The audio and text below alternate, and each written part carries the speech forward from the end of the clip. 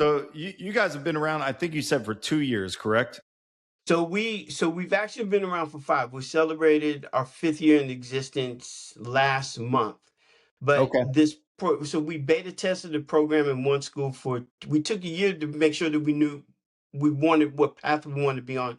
We did 2 years beta testing one particular program, and then the last 2 years we kind of like m- m- stopped phase one, which was the beta test, and then molded it into what we're currently doing right now.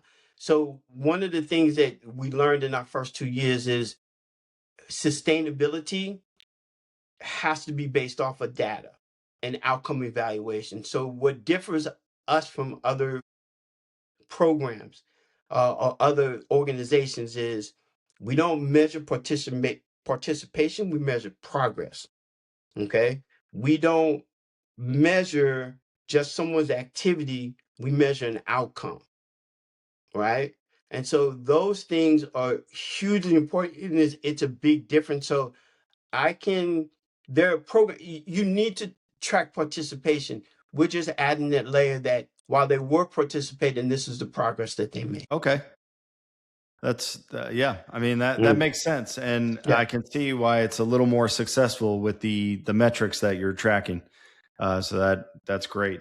One last question that I have for you is, what are you excited about? You know, you've been doing this for 5 years. What are you excited about for the future of what you're doing? Is there anything coming up? I know you talked about a dashboard. What are you excited about? Yeah, so the being able to continue growing out the data collection points where people can see it is very important. So it'd be great to get to a point where we're sharing our data with educators, parents, and then with the business community, and then hopefully all of them together. How the level of interest and how it fits into different communities. One of the things is designing this particular organization so it can be replicated wherever we go.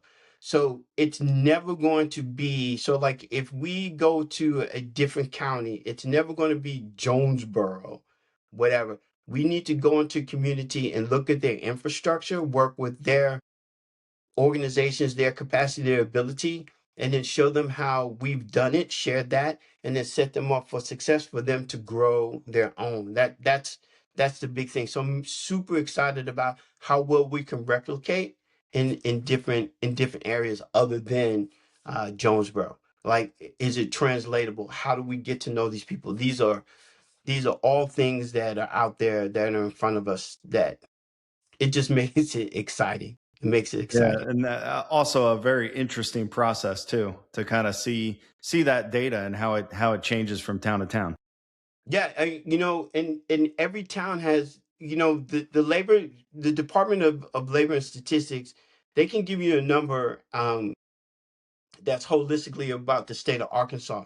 But what we're experiencing in Jonesboro is not the same thing that they're experiencing in Mississippi County, right? It's totally different. The causality and the problems, it's different, but from a macro level, um, the incomes that are earned, right, in Mississippi County don't necessarily stay in Mississippi County. So I'm your income. I drive into Mississippi County, which happens to be the largest steel producing county in the nation, right? I work there, I eat lunch there, but I shop and eat dinner and have pay my mortgages in another county, in another city.